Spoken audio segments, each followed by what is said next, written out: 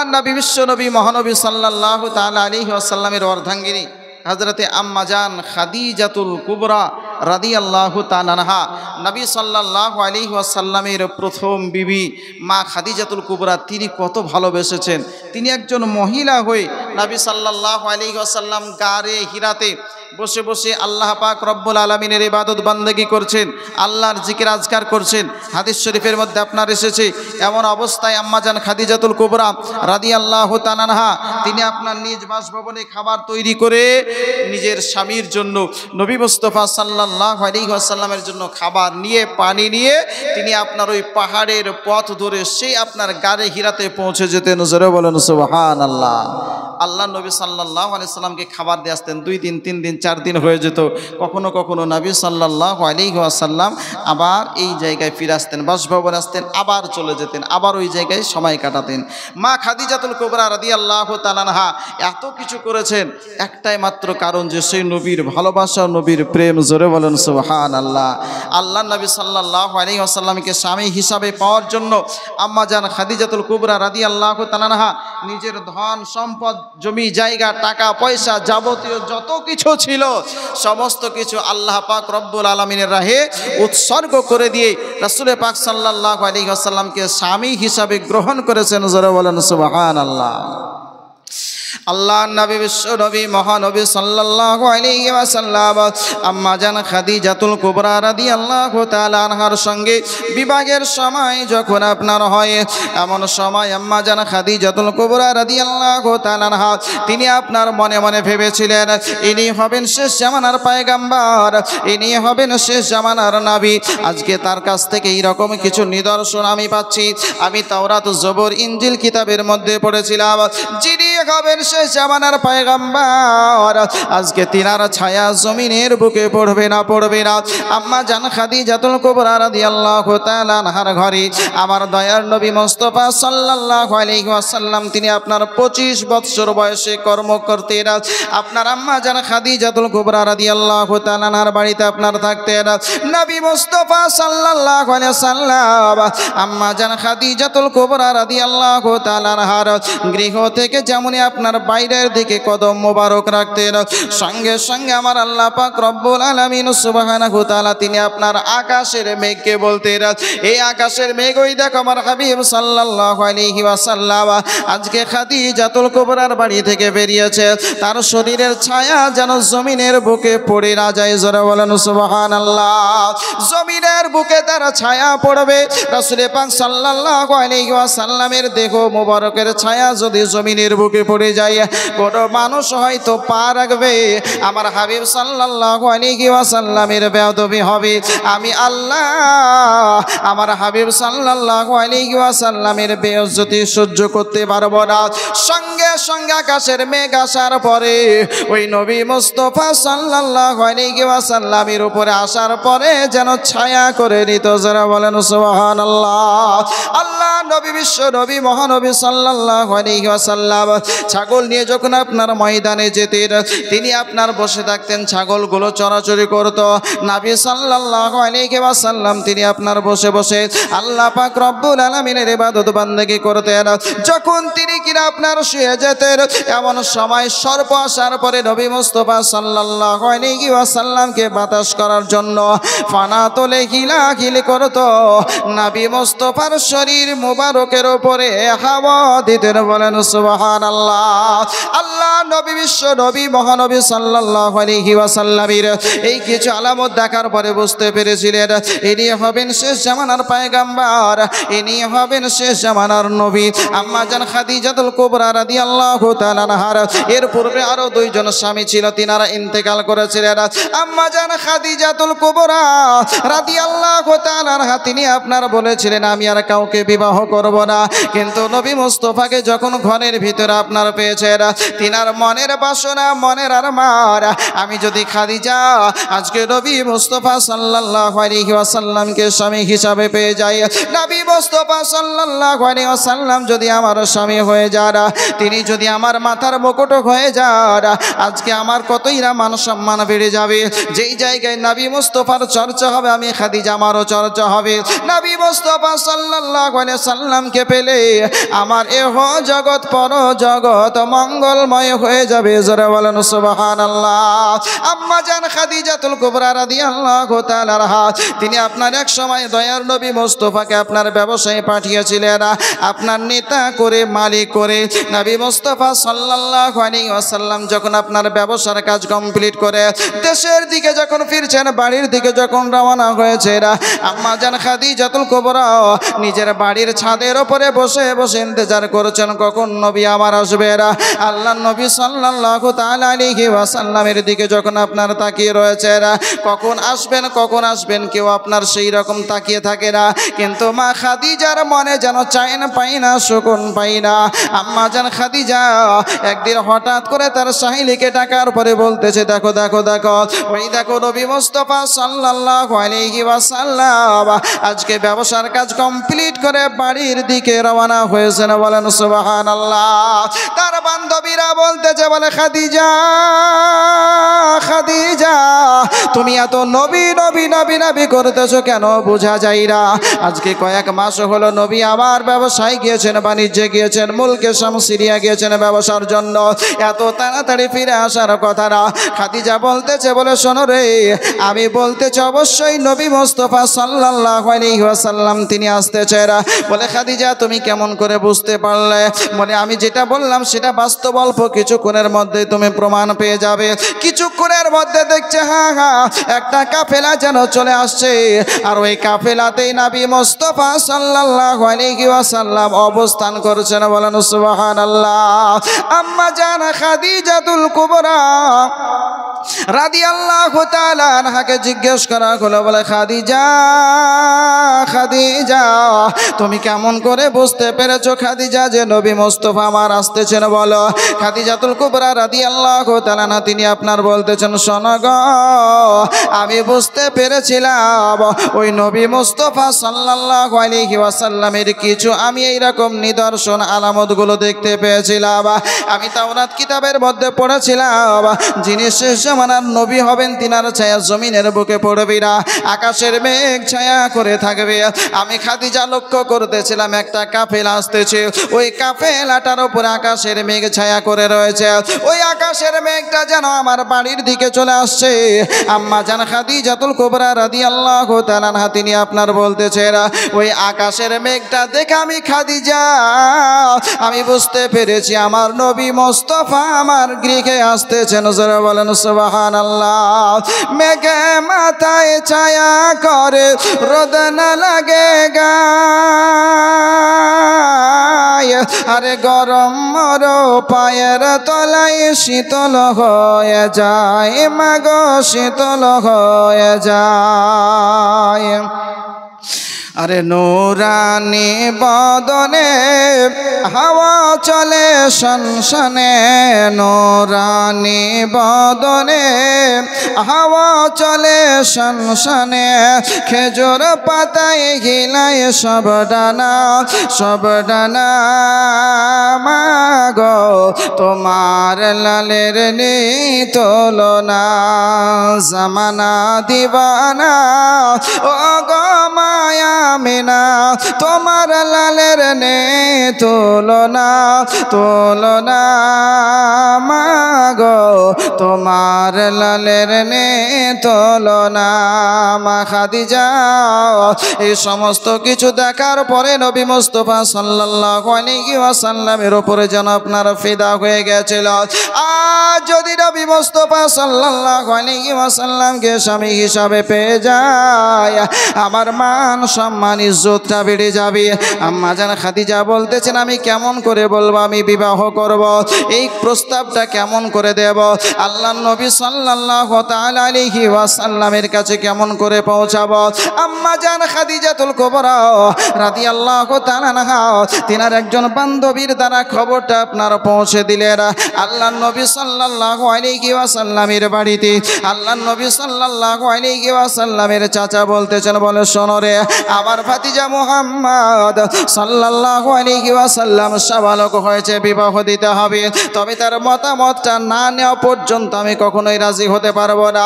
আবু তালিব বলতেছে, বলে আমাকে আগে জিজ্ঞাসা করতে দাও, যদি আমার ভাতিজা মুহাম্মদ সাল্লাল্লাহু আলাইহি ওয়াসাল্লাম রাজি হয়ে যায় অবশ্যই খাদিজার সঙ্গে বিবাহ হবে, কোনো সমস্যা নাই।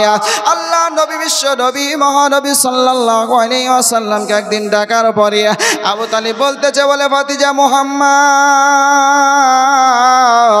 শোনো রে বেটা, তোমার আব্বা জান দুনিয়ার বুকে বেঁচে না, ইন্তেকাল করেছে।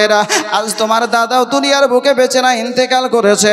তোমার অভিভাবক হিসাবে আমি রয়েছি বা আমরা রয়েছি, তোমার বয়স হয়েছে বেটা, শোনো শোনো, তোমার কি বিবাহ করতে মন চাই না? তুমি কি বিবাহ করবে না বলো?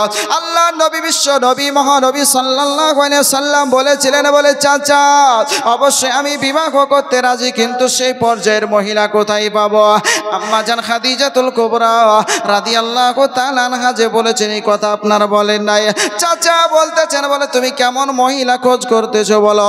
বলে এইরকম একজন মহিলা হবে যে আজকে অল্প খাবারে আপনার এইরকম ধৈর্য ধারণ করবে, একটা পোশাকের ওপরে জীবনযাপন করার জন্য রাজি থাকবে, এইরকম ইবাদত গুজার হবে, আমার কথা মতো চলবে, এই রকম কোন একজন মহিলা কোথায় পাওয়া যাবে চাচা বলো না? এই রকম মহিলা যদি পাওয়া যায় তাহলে আমি বিবাহ করতে রাজি। চাচা আবু তালিব বলতেছে, বলে ভাতিজা মুহাম্মদ সাল্লাল্লাহু আলাইহি ওয়াসাল্লাম শোনো রে বেটা, শোনো শোনো, আজ তোমার সঙ্গে বিবাহের জন্য প্রস্তাব এসেছে। খাদিজা যেই বাড়িতে তুমি কাজ করেছো ওই খাদিজাকে যদি তুমি বিবি হিসাবে পেয়ে যাও, আজকে তোমার কোনো অভাব অনটন থাকবে না, থাকবে না। আল্লাহ নবী বিশ্ব নবী মহানবী সাল্লাল্লাহু আলাইহি সাল্লাম বলেছিলেন, বলে চাচা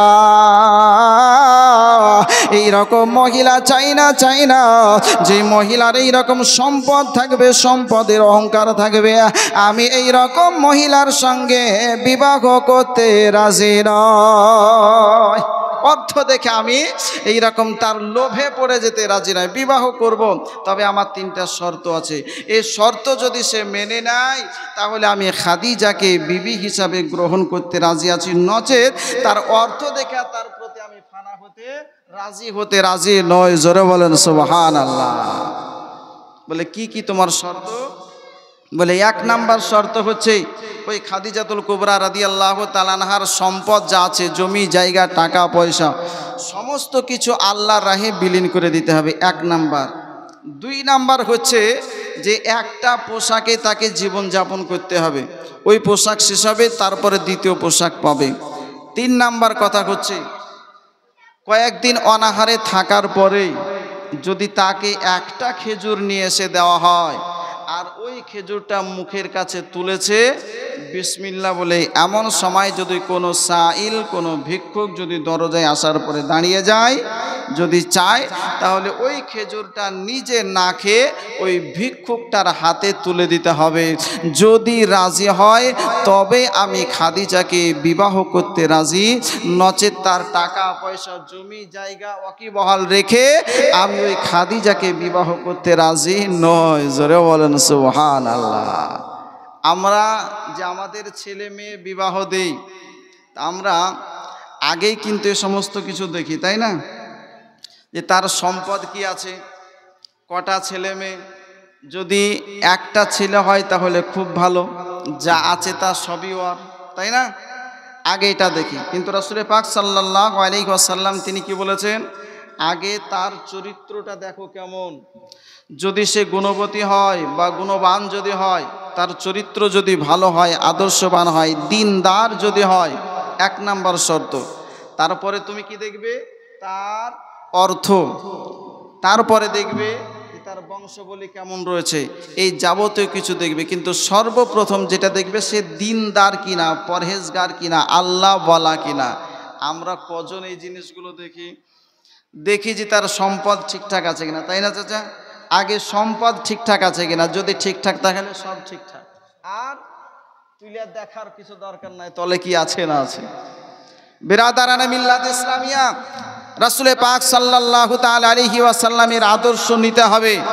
রাসূল পাক সাল্লাল্লাহু আলাইহি সাল্লাম বলছেন, চাচা যদি খাদিজা এই তিনটা শর্তে রাজি হয়ে যায় তাহলে ওই খাদিজাকে আমি নবী মুস্তাফা নবী মুহাম্মদ সাল্লাল্লাহু তাআলা আলাইহি ওয়াসাল্লাম বিবাহ করতে রাজি আছি। জোরে বলেন সুবহানাল্লাহ। চাচা বলছে তার মানে ভাতিজা আমার রাজি নয়, এই জন্যই এই সমস্ত কথাগুলো বলছে। রাজি থাকলিয়া হয়তো না। চাচা যাওয়ার পরে খাদিজার বাড়ি যাচ্ছে, খাদিজা দরজায় বসে ইন্তজার করছে কখন খবর আসবে, কখন খবর আসবে। দেখছে যে হ্যাঁ চাচা আবু তালিব আসছে, সঙ্গে সঙ্গে তার আপ্যায়নের ব্যবস্থা হলো।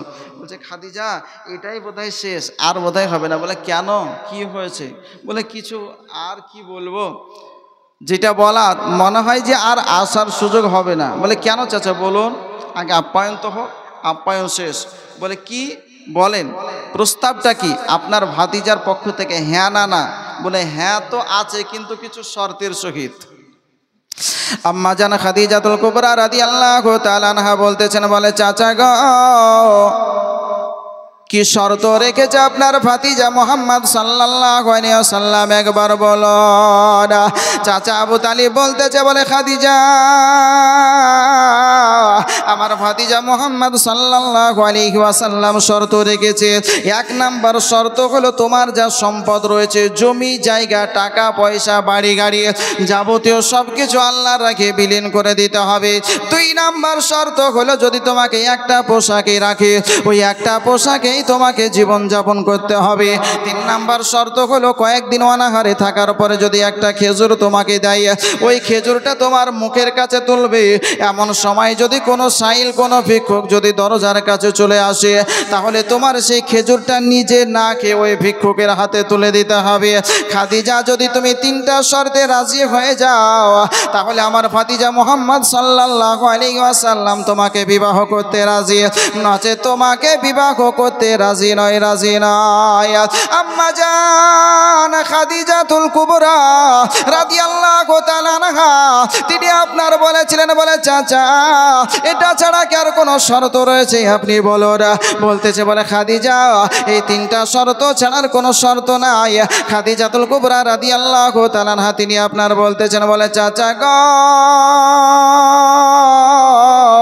এই তিনটা শর্ত ছাড়াও যদি শর্ত রাখতো, খাদিজা তোমার কলিজা কানা টেনে কিছু অংশ আমাকে দিয়ে দিতে হবে।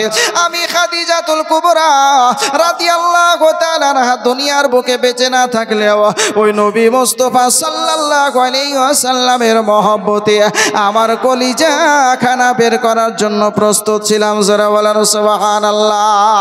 চাচা বলতেছে, বলে খাদিজা তাহলে যদি তুমি রাজি হয়ে যাও, সন্তুষ্ট হয়ে যাও, তাহলে বিবাহের জন্য প্রস্তুতি নাও। এ বাবজি আমার ভাইরা, আল্লাহর নবী সাল্লাল্লাহু তাআলা আলাইহি ওয়াসাল্লামের যখন আপনারা আম্মা জান খাদিজাতুল কুবরা রাদিয়াল্লাহু তাআলা আনহার সঙ্গে আপনার বিবাহ সম্পন্ন হলো, আল্লাহ নবী বিশ্ব নবী মহানবী সাল্লাল্লাহু আলাইহি ওয়াসাল্লামের ঘর সংসার আরম্ভ হলো। এমন সময় একদিন খাদিজাতুল কুবরা রাদিয়াল্লাহু তাআলা আনহা হঠাৎ করে যখন আপনার বয়স আপনার শেষের দিকে, আল্লাহ নবী বিশ্ব নবী মহানবী সাল্লাল্লাহু আলাইহি ওয়াসাল্লামের কাছে বসার পরে বলতেছেন, বলে স্বামী গো দয়ার নবী মায়ার নবী আমার, আপনাকে আজকে কয়েকটি ওসিয়ত করে যেতে চাই গো নবী। আমার শরীরটা দিন বা দিন ক্ষীণ হয়ে যাচ্ছে, আমি দুর্বল হয়ে পড়ছি। আমি খাদিজা মনে হচ্ছে হয়তো দুনিয়ার বুকে আর বেশি দিন বাঁচব না, অল্প কিছু দিনের মধ্যে হয়তো আমাকে দুনিয়া ছেড়ে চলে যেতে হবে গো নবী। ইয়া রাসূলুল্লাহ ইয়া হাবিবাল্লাহ, ও গো দয়ার নবী মায়ার নবী আমার, যখন আপনি আমাকে বিবাহ করেছিলেন আমার জন্য তিনটা শর্ত রেখেছিলেন। আমি খাদিজা আপনার তিনটা শর্ত মেনে নিয়ে আপনার সঙ্গে ঘর সংসার করলাম, এতদিন পর্যন্ত জীবন যাপন করলাম। আপনাকে কোনোদিন শাড়ি চাইনি, আপনার কাছে কোনোদিন নাইটি চাইনি, আপনার কাছে কোনোদিন চুড়িদার চাইনি, পোশাক চাইনি। ইয়া রাসূলুল্লাহ ইয়া হাবিবাল্লাহ, আপনি যে অবস্থায় রেখেছেন আমি খাদিজা ওই অবস্থাতেই আপনার প্রতি সন্তুষ্ট রয়েছি। ইয়া রাসূলুল্লাহ ইয়া হাবিবাল্লাহ, আজকে আপনার কাছে তিনটা ওসিয়ত করে যেতে চাই, আমার ওসিয়তগুলো মানবেন কিনা বলো না। আল্লাহর নবী বিশ্ব নবী মহানবী সাল্লাল্লাহু আলাইহি ওয়াসাল্লাম চোখের পানি ছেড়ে দিয়ে বলেছিলেন, খাদিজা খাদিজা, আজকে তুমি এইরকম ভাবে কেন কথা বলতেছো রে খাদিজা বলো? আজকে তুমি আমাকে অনেকে হেল্প করেছো, অনেক ইসলামের উপকার করেছো। আমি নবী মুস্তাফা সাল্লাল্লাহু আলাইহি ওয়াসাল্লাম যখন ইসলামের দাওয়াত দেওয়ার জন্য মক্কা নগরে ঘুরে বেরিয়েছি, অনেক মানুষ আমাকে আঘাত করেছে, অনেক মানুষ আমাকে কটু কথা বলেছে, অনেক মানুষ আমার প্রতি অত্যাচার করেছে, অনেক কিছু বলেছে। খাদিজা, আমি যখন বাড়ি ফিরে এসেছি আমার সমস্ত ব্যথা বেদনা তুমি দূর করে দিয়েছ। ওগো খাদিজা, খাদিজা, তোমাকে ইসলামের প্রথম কালেমার কথা বলেছিলাম, খাদিজা তুমি ইসলামের কথা মেনে ইসলামকে গ্রহণ করে নিয়েছিলে, দ্বিতীয়বার আমার কাছে কোনো প্রশ্ন তুলনি। ও খাদিজা, ইসলামের অনেক উপকার করেছ, আমি নবী আমার অনেক উপকার করেছ, আজকে তুমি এরকম ভাবে কেন কথা বলতেছো খাদিজা বলো? খাদিজাতুল কুবরা রাদিয়াল্লাহু তাআলা আনহা বলতেছেন, ইয়া রাসূলুল্লাহ, নবী গো, আমার মনে হয় যে আমি দুনিয়ার বুকে আর বেশি দিন বাঁচবো না। আমি খাদিজা হয়তো দুনিয়া ছেড়ে বিদায় নিয়ে নেব, দুনিয়া ছেড়ে হয়তো আমাকে চলে যেতে হবে। তবে আমি খাদিজা ওই অন্ধকার কবরকে দেখে বড় ভয় পাই, যে কবর সম্পর্কে আপনি নবী আমার বলেছেন কবর বড় ভয়ানক জায়গা, কবর কঠিন জায়গা। ওই কবরটাই হলো প্রথম মানজিল। যদি মানুষ প্রথমে যদি কবরে যাওয়ার পরে ফেসে যায়, বাকি মানজিলগুলোরে তার জন্য ফেসে যাওয়াটাই সহজ হয়ে যাবে, ফেসে যাবে। ইয়া রাসূলুল্লাহ, ইয়া হাবিবাল্লাহ, ওই কবরকে দেখে আমি খাদিজা বড় ভয় পাই। আমার মনে হয় কবরে যাওয়ার পরে না জানি আমার কি হবে। ইয়া রাসূলুল্লাহ, ইয়া হাবিবাল্লাহ, ওগো দয়ার নবী, আপনাকে আমি 3টা ওসিয়ত করে যেতে চাই, আমার কথাগুলো মানবেন কিনা একবার বলো না। আম্মা জান খাদিজা বলেছিলেন, খাদিজা নবী আমার বলেছিলেন, খাদিজা অবশ্যই তোমার কথাগুলো মানবো, তুমি একবার বলো কি বলতে চাইছো? খাদিজাতুল কুবরা রাদিয়াল্লাহু তাআলা আনহা তিনি আপনার বলতেছেন, ইয়া রাসূলুল্লাহ, ইয়া হাবিবাল্লাহ, আমি যখন ইন্তেকাল করে যাব, আমার ইন্তেকাল করে যাওয়ার পরে আমাকে কোনো বাজার থেকে নতুন কাপড় নিয়ে আসার পরে কাফন পরাবেন না, আপনার ব্যবহারকৃত যে পোশাকগুলো রয়েছে ওই পোশাকগুলোই আমার কাফন হিসাবে ব্যবহার করবেন। 2 নাম্বার হলো আমার জন্য যে কবর খনন করবেন, ওই কবরটা আমার একটু দেখে নেবেন কেমন হয়েছে, ওই কবরটাতে আপনি নিজ হাতে আমাকে কবরে শুইয়ে দেবেন। ইয়া রাসূলুল্লাহ, ইয়া হাবিবাল্লাহ, 3 নাম্বার ওসিয়ত হলো আমার এটাই, কবরের কাজ যখন সমাপ্ত হয়ে যাবে সবাই চলে আসবে, সবার সঙ্গে আপনিও চলে আসবেন না, যতক্ষণ পর্যন্ত না মুনকার নাকির আসছে, সওয়াল ও জবাব হচ্ছে, প্রশ্ন উত্তর হচ্ছে, অতক্ষণ পর্যন্ত আপনি আমাকে একাকে কবরে রেখে চলে আসবেন না। বলেন সুবহানাল্লাহ। আল্লাহ নবী, বিশ্ব নবী, মহানবী সাল্লাল্লাহু আলাইহি ওয়াসাল্লাম তিনি আপনার বলেছিলেন, বলে খাদিজা, খাদিজা তুমি যখন এই কথাগুলো বললে খাদিজা, অবশ্যই তোমার কথাগুলো সেইভাবেই পালন করা হবে। আল্লাহ নবী, বিশ্ব নবী, মহানবী সাল্লাল্লাহু আলাইহি ওয়াসাল্লাম আমার খাদিজাকে তিনিও আপনার এতটাই ভালোবাসতেন, তিনি যখন কোনো জায়গা থেকে আসতেন দেখতেন খাদিজা কোনো কাজ করতেছে, নবী আমার সঙ্গে সঙ্গে মা খাদিজার কাজের সঙ্গে অংশগ্রহণ করতেন, মা খাদিজাকে আপনার হেল্প করতেন, মা খাদিজার কাজগুলোকে আপনার কমিয়ে দিতেন, বাড়ির কাজগুলোকে আপনার কমিয়ে দিতেন।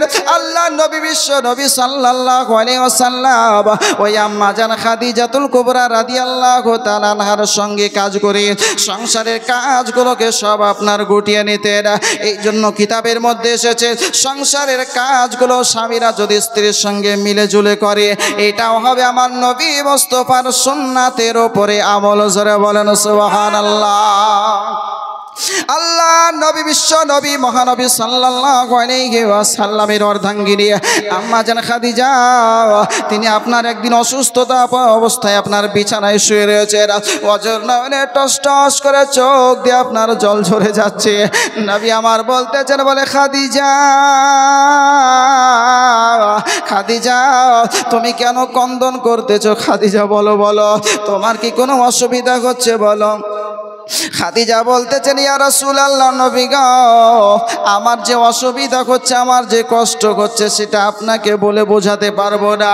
হঠাৎ করে ফাতেমাতুজ জাহরা রাদিয়াল্লাহু তাআলা আনহাকে মা খাদিজা ডাক দেওয়ার পরে বলতেছেন, ফাতেমা, এই দেখো তোমার আব্বা জান, আমি খাদিজা, আমি হলাম তার অর্ধাঙ্গিনী, দুনিয়ার বুকে অবস্থান করছি। আমি দুনিয়ার বুকে বেঁচে থাকা সত্ত্বেও আমার স্বামীর সেবা করতে পারছি না, আমার স্বামীর খিদমত করতে পারছি না। আমি বিছানায় শুয়ে রয়েছি, আমার স্বামীর আজকে কাজ করতে পারছি না। এই জন্য আমি মনের দিক থেকে বড় কষ্ট পাচ্ছি রে ফাতেমা। আমার স্বামী তোমার রেখে গেলাম, আমার স্বামী তোমার আব্বা জান, দোনো জাহানের বাদশাহ, ওই নবী মুস্তাফা সাল্লাল্লাহু আলাইহি ওয়াসাল্লাম যাতে করে কোনো কষ্ট না পায় আমার আমার অবর্তমানকালে ওই আমার দয়ার নবী মুস্তাফা সাল্লাল্লাহু আলাইহি ওয়াসাল্লামের পাশে ফাতেমা তুমি থাকবে। জোরে বলেন সুবহানাল্লাহ। আল্লাহ নবী, বিশ্ব নবী সাল্লাল্লাহু আলাইহি ওয়াসাল্লাম